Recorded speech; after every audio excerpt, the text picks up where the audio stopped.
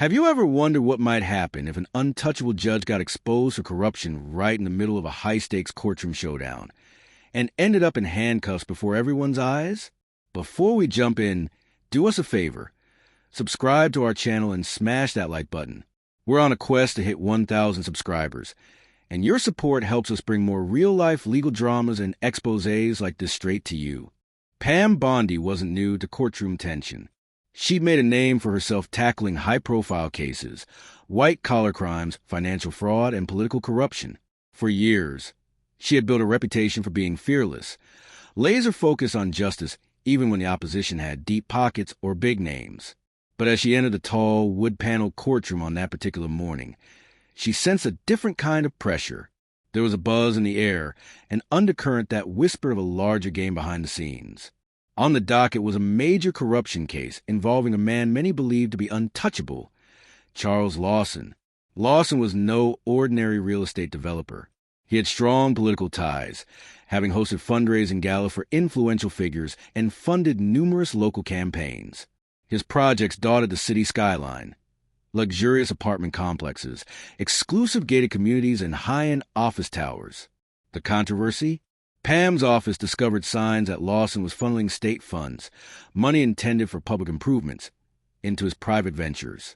The allegations were damning: inflated construction costs, secret accounts, and possible kickbacks. Still, the real wild card wasn't just Lawson. It was Judge Howard Gates, the man assigned to preside over the case. Rumors had circulated for years about Gates's unpredictable temperament and questionable rulings. Many attorneys privately believed he favored certain wealthy defendants. Some whispered that he was on the payroll of prominent business figures. Although no official complaint had ever stuck, the suspicion lingered like a bad odor in the corridors of the courthouse. Pam had heard the warnings. Colleagues told her, "Watch out. Gates can twist even the clearest evidence." But she also knew the city was fed up with corruption. If she could bring Lawson down, it would send a message. No one, not even the biggest players, was above the law. And if she uncovered dirt on Gates in the process, so be it. The courtroom fell eerily silent as Judge Gates finally took a seat. He paused for a long moment, scanning the room as though he was a hunter surveying his territory. Then he peered down at Pam Bondi over the rim of his glasses. "Judge Gates," with stern detachment, "Ms. Bondi, we're prepared to hear your opening statements. But I trust you'll keep this proceeding concise. We can't allow these courts to be bogged down by frivolous allegations." A faint chuckle rose from the defense side, specifically from Lawson's lead attorney, a slick operator named Randall Pierce. Pam remained calm. She'd dealt with condescension before. Pam Bondi, matter-of-factly, "Your Honor, the evidence we've gathered is comprehensive and significant. We'll show that Mr. Lawson systematically diverted taxpayer money into his own projects, defrauding the state of millions of dollars." Lawson, seated beside Pierce, glanced at Pam with a self-assured smirk, as if to say, "I've seen bigger fish try to bring me down." But Pam noticed the briefest flicker of uncertainty in his eyes. As soon as she mentioned millions of dollars, Judge Gates leaned forward, his gaze bearing down on Pam as though to crush her argument by sheer intimidation. "Judge Gates, very well. Let's proceed with the evidence. But do keep it focused, Ms. Bondi. I won't tolerate any sensationalism or grandstanding." Pam gave a polite nod. Inwardly, she braced herself. She knew Gates was going to fight her at every turn. Pam's team had prepared an extensive set of documents, carefully pieced together from bank statements, internal ledgers, city budget reports, and testimonies. The core of her argument: Lawson's company had been awarded government funds for public works, parks, sidewalks, and community centers, but those funds never made it to projects they were earmarked for. Instead, they were moved through shell companies and eventually ended up fueling the construction of Lawson's private complexes. Pam Bondi, addressing the court: "These bank transfers are detailed in Exhibit A, which show a web of accounts under different corporate entities, all leading back to Mr. Lawson's primary company. The sum total far exceeds what the state originally approved for his urban revitalization contract." She clicked a remote, displaying a chart that connected multiple LLCs and account numbers. Immediately, Pierce jumped to object. Randall Pierce, defense attorney: Objection, Your Honor. These so-called exhibits lack proper context. The prosecution is trying to paint a picture of wrongdoing without verifying that these funds weren't used for legitimate overhead costs. Judge Gates raised his eyebrow at Pam. She calmly produced a secondary set of documents. Pam Bondi. In Exhibit B, we have the official city budget breakdown and a cost analysis from an independent auditing firm. There was no legitimate reason for Lawson's company to receive triple the allocated amount, especially in unrelated bank accounts. Gates tapped his pen on the bench, the click, click, click echoing in the sudden hush. Judge Gates. Ms. Bondi, while I understand your point, let's not turn this into a grand interrogation. Present the facts succinctly and let the defense respond. We must respect the court's time. From the tone of his voice, Pam could tell he was subtly undermining her, painting her as someone who might be wasting the court's resources. She reminded herself of the rumors that Gates had squashed other high-stakes cases involving wealthy defendants. Could this be playing out right now? For a moment, Pam allowed herself a moment of introspection. She'd faced tough judges before, but Gates felt different. His hostility wasn't just about controlling the court schedule. It was personal, laced with something more sinister. She recalled the time, 2 years back, when she tried to lodge a complaint against Gates for seemingly biased rulings. The complaint never saw the light of day. Witnesses disappeared. Her superiors advised her to tread lightly, and the case ended in a suspiciously neat settlement for the defense. She'd vowed back then that if ever a chance arose to expose corruption at the highest levels, she'd seize it. Now, confronted by Lawson and Gates together, Pam sensed she might be on the verge of uncovering a deeper conspiracy. But she thought it won't be easy. Undeterred, Pam signaled her junior prosecutor to display the next piece of evidence on the overhead screen, a timeline of suspicious wire transfers coinciding with Lawson's personal investments. The chart illuminated how multiple large sums had moved out of government accounts and ended up in real estate ventures that had nothing to do with public good. Pam Bondi. Your Honor, each spike in these transactions aligns with groundbreaking on Lawson's private development sites, not the public parks or community centers that the state funded. We're talking about a difference of millions, not clerical error. Pierce prepared another objection, but Pam pressed forward. Pam Bondi. And we have eyewitness testimony from an accountant who was terminated after questioning these inconsistencies. He's prepared to testify today that he was warned to keep quiet about these irregularities or face retaliation. Before Pam could call the witness, Gates leaned toward his microphone. Judge Gates. Ms. Bondi, let's not drag in hearsay without establishing the foundation of relevance. Did this alleged accountant witness the creation of these shell companies firsthand? Pam paused. She knew the judge was testing her. Pam Bondi. He has direct knowledge of the transactions, Your Honor. He handled the books for Lawson's firm. I believe it's crucial the jury hears him. Gates straightened, looking unimpressed. Judge Gates. Let's proceed carefully. Mr. Pierce, you'll have your opportunity to cross-examine this so-called witness and verify his credibility. Pam could tell that each step of this hearing was going to be an uphill battle. She took a deep breath, steeling herself for the next wave of challenges. By the way, if you're finding this story gripping, go ahead and subscribe to our channel right now. We're aiming for 1,000 subscribers, and your support helps us keep unveiling stories of corruption and legal showdowns that you won't see anywhere else. Don't forget to like and share to spread the word. During a short recess, Pam's mind flashed back to her earlier investigations into Lawson. He hadn't always been the city's biggest developer. A decade ago, he was just another ambitious builder with a knack for networking. But something changed after he began hosting extravagant fundraisers for local politicians. Suddenly, his proposals sailed through the city's review boards with minimal oversight. His construction permits were approved in record time. Pam had pieced it together. Big checks, discreet donations, and soon enough, Lawson was on top. The question was, who else was benefiting? Then there was Judge Gates. Rumors abounded. Money changing hands on the table. Favorite attorneys who always seemed to secure wins. Closed-door meetings with wealthy defendants. Officially, no one could pin anything on him, but the hushed conversations among legal insiders said otherwise. Pam recalled one particularly telling rumor. A clerk claimed she saw Gates signing off on documents associated with Lawson's projects, documents that typically would never require a judge's approval. Nothing came of it, but it lingered in Pam's mind.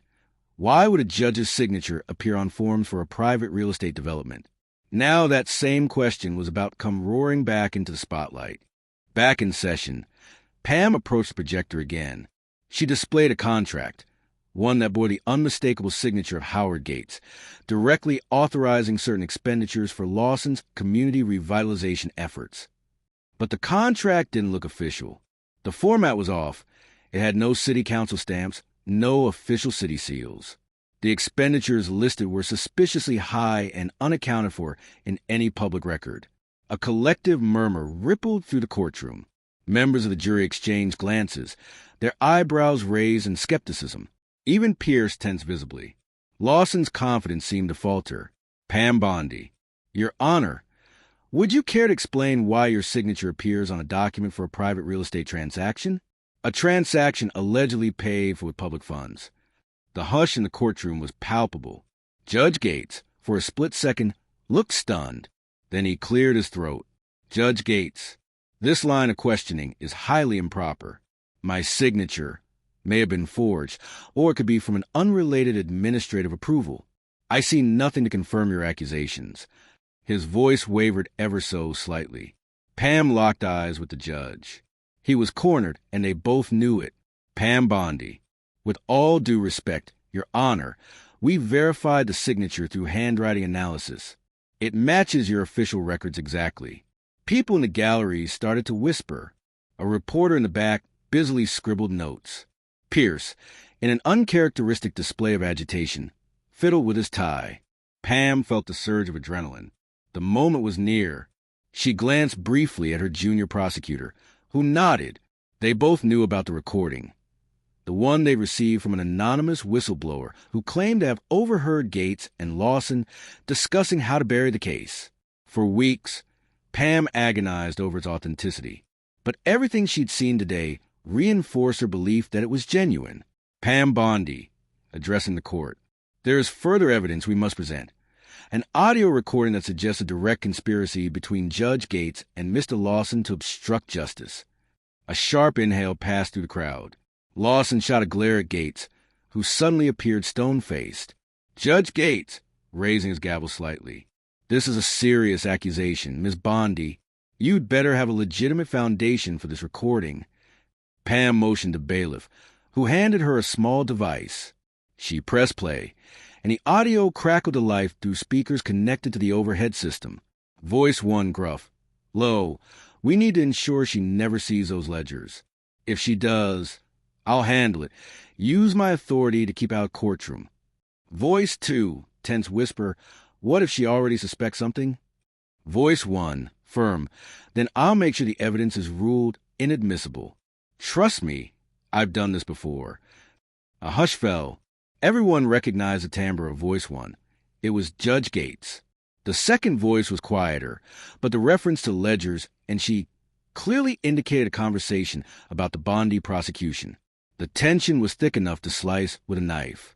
Lawson's jaw clenched, his posture suddenly stiff. Gates, still behind the bench, looked as though he might lunge for the device. Pam Bondi. That voice, for clarity, has been compared to samples from official court recordings. The match is conclusive. Your Honor, the ledgers referenced in the conversation are the very same financial records we introduced earlier, records that show misappropriation of state funds. Gasps rippled. A couple of jurors exchanged wide-eyed looks. Even the most skeptical observers now suspected they were witnessing a historical moment. A judge, their judge, implicated in a conspiracy to keep evidence out of his own courtroom. Judge Gates's face reddened with anger. He slammed the gavel so forcefully the sound reverberated throughout the courtroom. Judge Gates, almost shouting, "This hearing is over. The so-called recording is inadmissible. I will not have this circus continue." He seemed ready to storm out, but two uniformed officers stepped forward from the gallery. They were higher-level investigators from the state's Judicial Conduct Commission. Officer 1, firmly, "Your Honor, We have reason to believe you've committed obstruction of justice and conspiracy to commit fraud. We're placing you under arrest." A collective gasp erupted. Cameras started flashing. Reporters shouted questions. Lawson darted his eyes around, looking for an escape that clearly didn't exist. Judge Gates, through gritted teeth, You can't do this. This is my courtroom." But the officers produced handcuffs.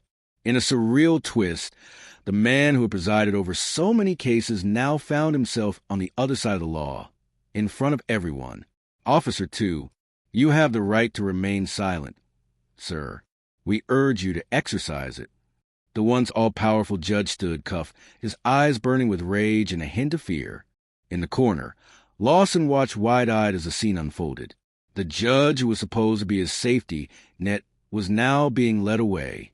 Pierce leaned into his client, whispering frantically. But Lawson's expression had turned hollow. His entire plan, if it relied on a corrupt judge's rulings, had just gone up in flames. Pam Bondi, turning to Lawson, "Well, Mr. Lawson, I believe we can still continue this trial once a new judge is assigned, unless you prefer to settle sooner." Lawson swallowed hard. No matter what he tried now, the illusions of invincibility were shattered. "Charles Lawson, this is insane. We can talk. But I want protection. If I cooperate, I need to be safe from reprisals." Pam noted a shift in tone. Gone was the smug air. She recognized fear. Maybe he was afraid of the powerful friends who'd lose everything if he started talking. Or maybe he realized he was alone in the crosshairs. If you've stuck with us this long, you're seeing just how deep corruption can run. Don't forget to subscribe to our channel. We're pushing toward 1,000 subscribers, and we'd love your support to keep shining a light on hidden truths like this one. With Gates in custody, the day's proceedings were suspended. Court officials had to call in another judge from a different district. The jury, buzzing with shock, was dismissed until further notice. Meanwhile, Lawson conferred anxiously with his attorney. Pam retreated to a conference room with her team, her mind racing. She had effectively revealed a corrupt judge and put a major developer on the defensive. But she also knew this was just one step. There were still reams of financial records to analyze, more witnesses to interview, and the real possibility that other officials were involved. While reporters clamored outside for quotes, Pam focused on planning the next phase, pressing charges not only against Lawson, but also ensuring Gates faced full accountability. She could almost hear the headlines. Judge arrested in own courtroom, corruption scandal rock city. Her phone buzzed incessantly with messages from colleagues and journalists. The story was already going viral. Over the next few days, more details spilled out. Investigators uncovered a series of suspicious rulings by Gates over the past 5 years, all involving wealthy individuals or powerful corporations. In almost every instance, the judgments tilted unexpectedly in favor of these defendants. Court transcripts showed an unusual pattern of Gates quashing crucial evidence or dismissing cases on shaky technicalities. Lawson, under mounting pressure, began hinting he might strike a plea deal. If he testified about the broader network of corruption, he could reduce his potential prison sentence. Rumors swirled that he had ties to not just local officials, but also higher-ups who had funneled campaign donations and bribery money through intermediate shell organizations. For Pam, this was vindication. All those rumors about Gates, finally proven. But it also meant she had to move meticulously, ensuring the entire case held up to scrutiny, so that neither Lawson nor any other implicated parties could weasel out on technicalities. Outside the courthouse, a crowd of onlookers gathered every time Lawson arrived for mandatory hearings. The media coverage was relentless. Pam found herself fielding questions from national news outlets, all fascinated by the story of a judge handcuffed mid-session. She stressed the importance of thoroughness and fairness, insisting that everyone deserves due process. Even Lawson, even Gates. But justice, she believed, would be served in the end. In the weeks following the dramatic arrest, a new judge took over the case, a no-nonsense jurist with a reputation for integrity. The first order of business was dealing with the charges against Gates, who had been suspended from the bench. As a misconduct investigation deepened, it found that he'd received luxury trips, undisclosed loans, and large sums of money from businessmen connected to Lawson's developments. It was a house of cards that had begun to topple. Lawson faced a critical choice: fight the case and risk a lengthy prison sentence, or cooperate fully with prosecutors and reveal everything he knew. Eventually, he agreed to meet with Pam's team behind closed doors. There, he allegedly recounted numerous deals that involved local council members, real estate committees, and even a handful of other judges. The scope of potential corruption was bigger than anyone had imagined. Meanwhile, the public reaction was intense. Citizens protested outside the courthouse, demanding transparency and reforms to prevent another Gates scenario. The local government announced plans for a new oversight board to review high-value public contracts and institute strict ethical guidelines for judges. Pam herself found satisfaction in seeing justice inch forward, but also felt the weight of responsibility. This was no ordinary victory. It signaled a larger reckoning, suggesting that the city might finally confront the systematic corruption that had thrived in the shadows. The media dubbed it the day the gavel fell. Op-ed pieces praised Pam Bondi for her unyielding resolve and for turning the tables on a judge who had grown too comfortable abusing his position. Legal analysts spent days dissecting the case, pointing out how rare it was for a sitting judge to be arrested in their own courtroom. The story turned into a nationwide talking point about accountability within the judicial system. High-level politicians distanced themselves from Lawson, pretending they'd never known the extent of his misdeeds. Some even returned campaign donations to avoid public scrutiny. Nevertheless, a swirl of speculation remained. Would Lawson's revelations implicate more big names? Behind the scenes, Pam's office worked tirelessly. She set up a special task force to sift through tens of thousands of emails, financial statements, and corporate filings. It was an enormous undertaking, but each new document potentially held a clue to a deeper layer of wrongdoing. Personally, Pam experienced a wave of both appreciation and pushback. For some, she was a hero, finally exposing the depth of corruption. But she also faced hostility from those threatened by her investigation. A few local leaders hinted that she was on a witch hunt. She shrugged off such criticism, maintaining that truth must come before politics. Despite the challenges, Pam slept better at night than she had in years. The memory of prior failures to pin down Gates or Lawson no longer haunted her. The tide had turned. She only hoped it would last long enough for her to complete the job. In the aftermath, the city council began reviewing every major contract Lawson had won. This process unearthed a pattern of inflated bids, insider dealings, and a labyrinth of subcontractors that led nowhere. Some council members resigned under suspicion of collusion. At least 3 other judges in neighboring districts were now rumored to be under investigation for similarly dubious rulings. Day by day, the puzzle was coming together, and at the center of it all, Pam Bondi, unwavering, determined, and fueled by a desire to ensure no one else would get away with betraying the public trust. What does this entire saga teach us? For starters, even those who seem too big to fail can be held accountable. We see how a bold prosecutor, armed with careful research and unwavering courage, can dismantle a structure that took years to build. We learn that corruption often thrives in the dark until someone shines a spotlight on it. And we're reminded that in the pursuit of justice, the obstacles may be immense, but the payoff is profound. A system that works for the people, not against them. Above all, it's a story about resilience. Pam Bondi's willingness to keep pushing, keep investigating, and keep standing her ground changed everything. Had she backed down when the judge tried to intimidate her, or had she shrugged off those rumors about illicit ties, none of this would have come to light. That perseverance exemplifies the very heart of what justice should be. If you found this story compelling, don't miss out on what's coming next. Our channel is packed with eye-opening legal dramas and real-life investigations that will keep you on the edge of your seat. So take a second right now, hit that subscribe button, and join our community. We're aiming to reach 1,000 subscribers, and you can help us get there. And if you're already subscribed, double-check that notification bell so you never miss a new story. To continue your deep dive into hidden truths and dramatic revelations, click on the card appearing on your screen. Our next video is another shocking expose that will leave you questioning everything about the justice system. You won't want to miss it. Thank you for watching, and remember, justice may be slow, but with the right people fighting for it, no one is above the law. Stay tuned, and see you in the next story.